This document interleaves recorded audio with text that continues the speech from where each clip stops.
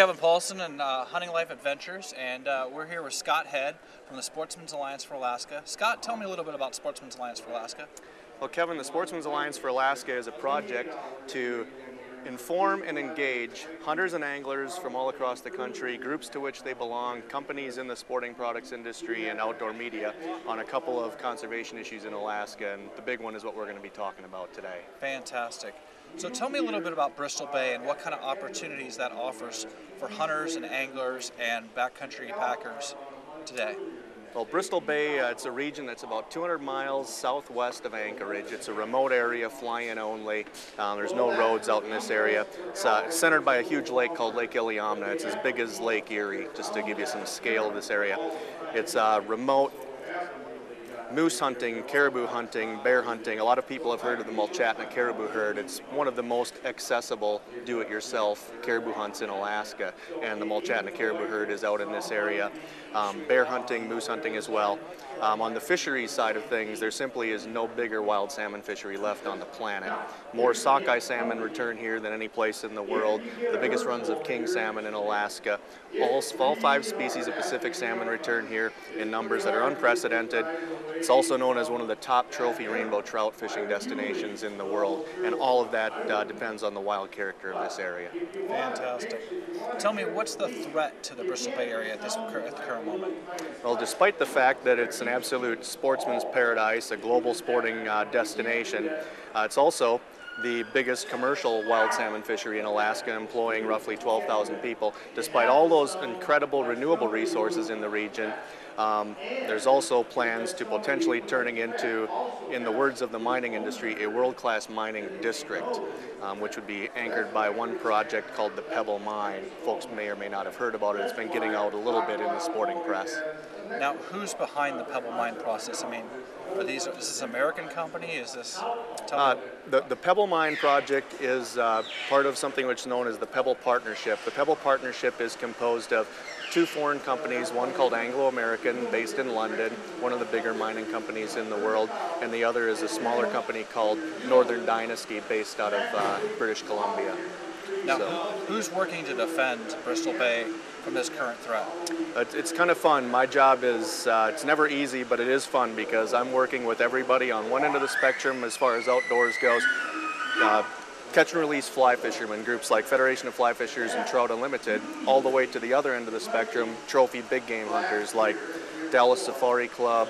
Rocky Mountain Elk Foundation has written a letter of concern to the governor of Alaska on this issue. So all sorts of hunting and angling, individuals and groups, as well as commercial fishermen. A lot of times the commercial fishermen are at odds with the sport fishermen in lots of places. Here they're working together, and also with the native residents of the region. So you've got all those groups involved, as well as companies in the sporting products industry. Have got upwards of 150 fishing products manufacturers, and we're starting to get more support from the hunting side.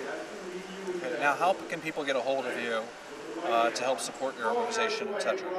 Well, my website is www.sportsmansalliance4ak.org, and the 4AK is the number 4.org.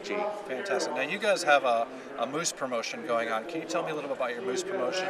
Yeah, it's really neat. We're looking for a way to raise awareness in the hunting world about this potential problem, as well as raising a little bit of money to help fight the fight.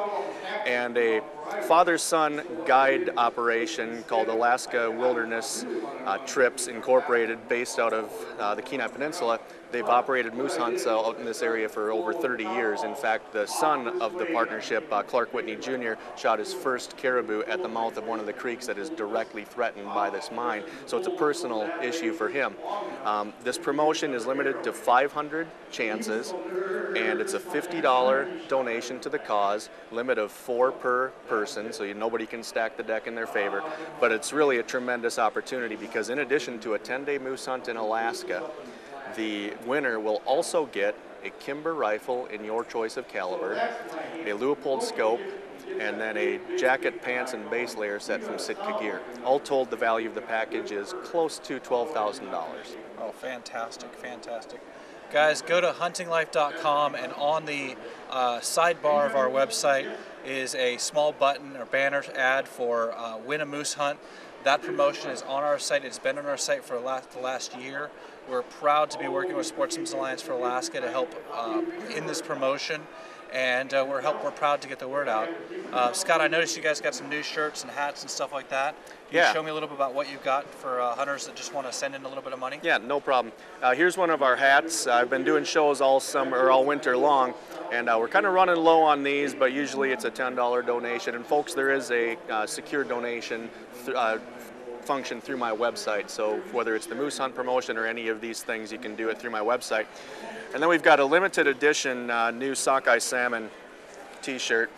There's the back, and there's the front side, and that's a $25 donation. Fantastic. So, and I noticed that salmon was done by James Prosek. James Prosek, yeah, famous fish artist. Fantastic. Guys, go onto their website, get one of these shirts, get one of these hats, spread the word among your friends, and this is definitely something that we need to stop. Bristol Bay is an absolute resource that needs to be protected. Scott, thank you for all the work you do. Really appreciate it. Thank you very much, Kevin. Thanks for all the help. Please support our sponsors: Spot Messenger, Benchmaster, Pro Ears, Crossfire, Schnees of Bozeman, Montana, Sitka Gear, and a special thanks to Al Mead of Sonic Edge Productions. HuntingLife.com. Pursue your passions of hunting, conservation, and a well-lived life.